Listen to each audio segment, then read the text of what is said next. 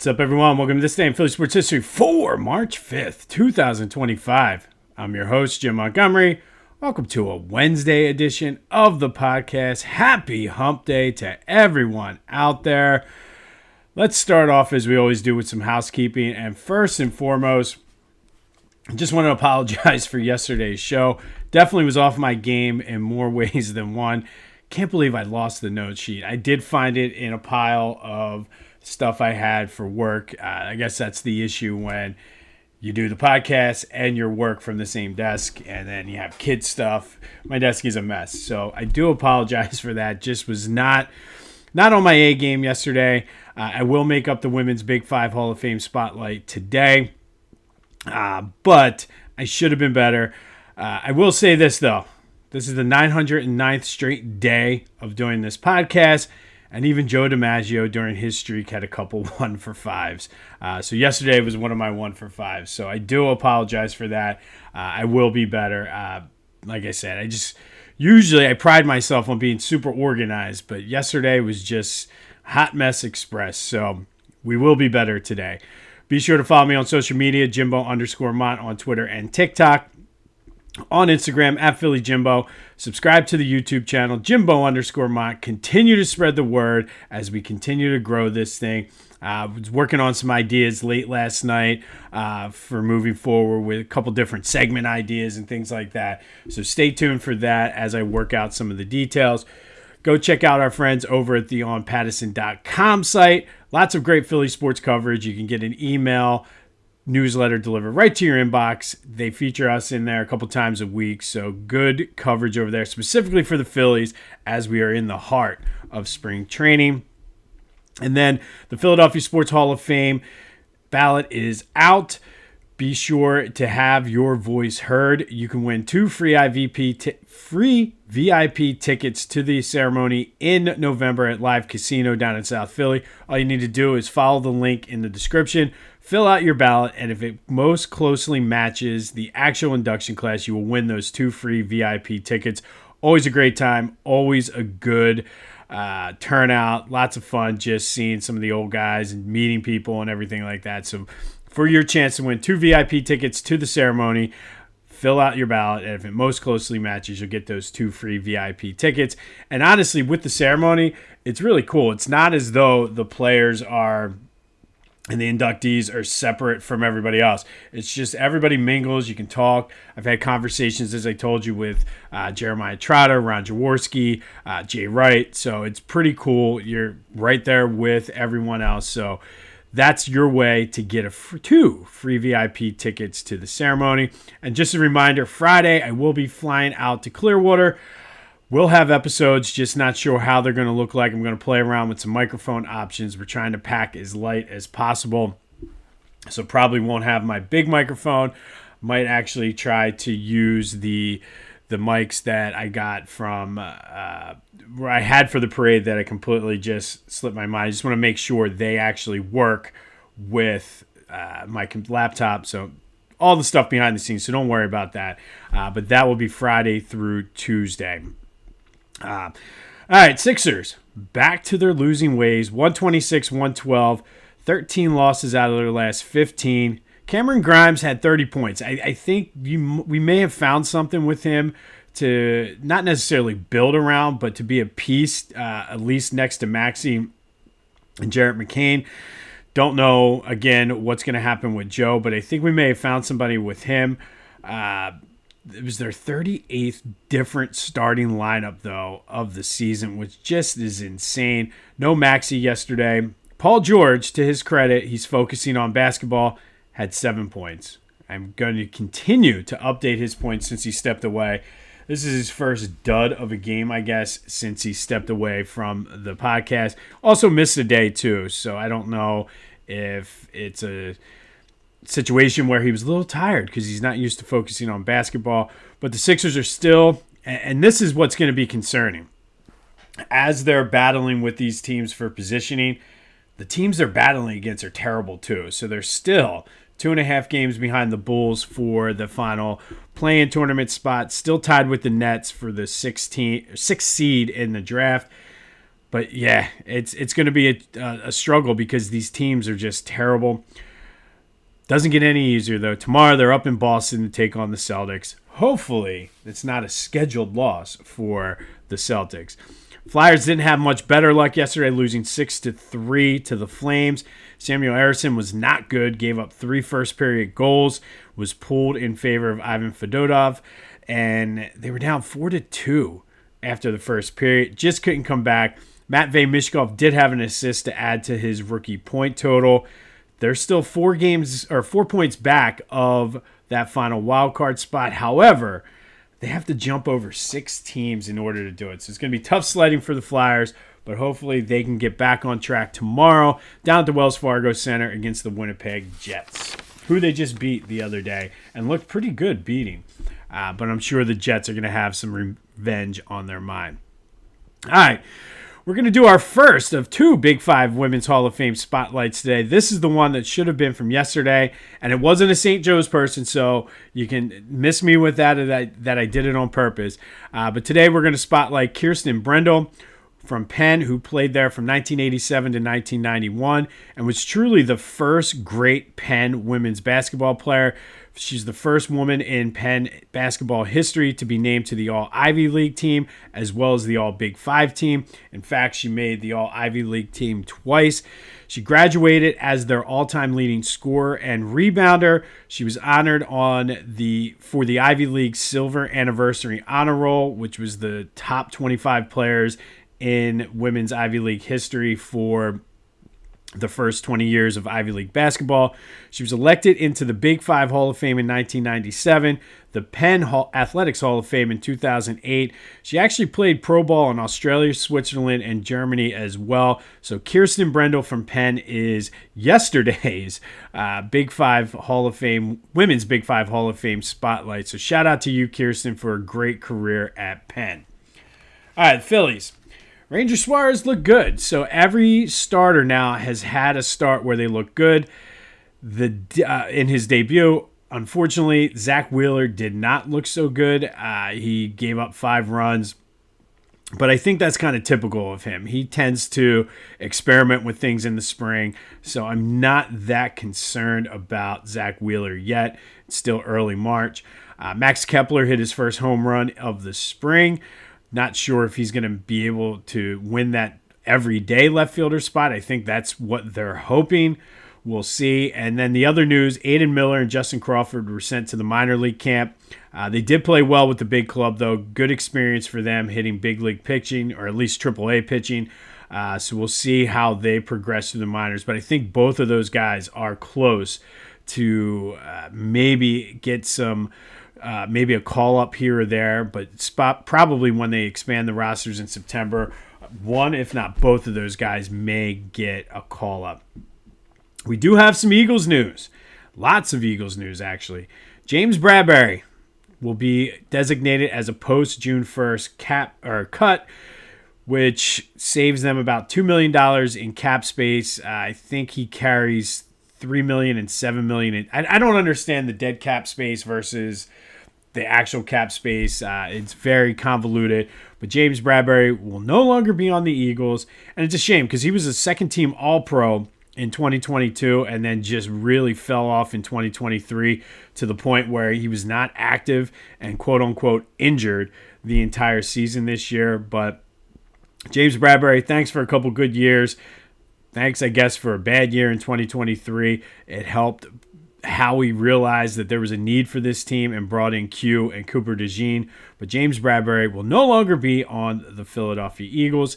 And then the other bit of news, Howie rewarded Saquon Barkley with a 2-year contract extension, essentially giving him $20 million a year, will be the highest paid running back in history. And I think he certainly earned it. This is 100% a guy, maybe if the Eagles had done the same thing with Terrell Owens, maybe that whole situation would have played out different, but certainly rewarded him for an historic year, winning the Super Bowl, Offensive Player of the Year. Still waiting to see the salary cap implications, whether or not cutting Darius Slay and James Bradbury helped offset that. Whether this move somehow, if I know Howie, somehow we're going to be paying Saquon Barkley in 2035, but that's okay. Gets a lot of money up front, and just this is Howie doing Howie things right now. The offense now, though, is set until 2028 with Saquon, Devontae, Jalen, AJ, and I think those are the core guys that now are signed through 2028. But that does lead to today's question of the day. Is extending Saquon Barkley a good move? And I think it still remains to be seen whether or not it's a good move from a salary cap perspective. But I think from a morale and certainly doing right by your players, it certainly was a good move because I feel... Yes, it was a lot of money that they paid him, but I think we're going to see a shift now in the state of the NFL when it comes to running backs and Saquon leading the way with that. But what do you think? Is this a good move for the Eagles to extend Saquon through 2028? 267-495-8531. That'll get you in. Give me rationale too. We've started to kind of grow some of these questions of the days with people giving their rationale behind it. So if you're a no, tell me why. If you're a yes, tell me why. But is this move a good one for the Eagles? And let's recap yesterday's question of the day. Lots of good conversation about this one. I said, now that they've released Darius Slay, who is going to start cornerback number 2 next to Quinyon Mitchell next year? 29% of you think Darius Slay is going to sign a cheaper deal. 29% of you said Keely Ringo. But Cooper DeJean took it home with 36%. And again, I think he can play that spot. I don't think you're going to lose much from him. But I really like him in the slot. It's almost kind of like as a third safety. But we'll see what happens. I do think if they bring back Slay on a cheaper deal, that probably would be the best way to go. And then kind of get Keely, have hit like Slay's focus be on Keely Ringo. Not that he wasn't focused on him, but there was a lot of talk this year about him working with Quinyon. But thank you as always for participating in the question of the day. Today's question: is the signing of Saquon, is that a good move for the Eagles? 267-495-8531. That's a Back to the Future voice and text line. Be sure to check out my friends over at the Clashing Conferences podcast. Lots of good things going on with their sports fan network. Go to clashingconferences.com for details. All their podcasts are available on wherever you get your podcasts as well as on YouTube. Hopefully within the next coming weeks, I'll also have a big announcement coming regarding the Clashing Conferences as well. And Philly Goat has you covered for St. Patty's Day. I feel like the slides are the big thing this year with them, though. They have St. Patty's Day slides. They have Fanatic slides, the Eagles Championship slides, which I just received a notification yesterday. If they come, I'll show them to you. They should be here Thursday. So I will have them in time for Florida, which I'm pumped about. But they have you covered with all your Philly sports apparel needs. So go to phillygoat.com. Be sure to use that promo code Jim Montgomery to take 10% off your order. That's phillygoat.com. Promo code Jim Montgomery to take 10% off your order and get your St. Patty's Day gear now so you can go out and wear one of the great Philly Goat St. Patty's Day shirts. And don't forget to use the promo code Jim Montgomery to take 10% off your order. Jim Montgomery, all one word. All right, so today we have an interesting one. We're going to go back to 2009.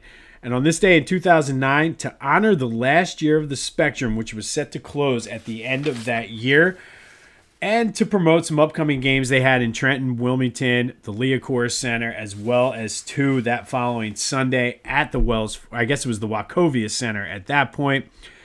The Harlem Globetrotters took on the Washington Generals on the roof of the Spectrum.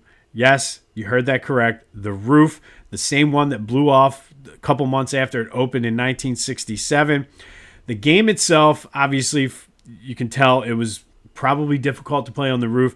The game lasted 19 minutes and 67 seconds in honor of the year the Spectrum opened. There were no fans for, again, obvious reasons, and the media took shifts in going up to cover the game. But the Globetrotters, to their credit, played 72 times at the Spectrum and one time, obviously, on top. And the Globetrotters are one of those cool things, especially for the kids.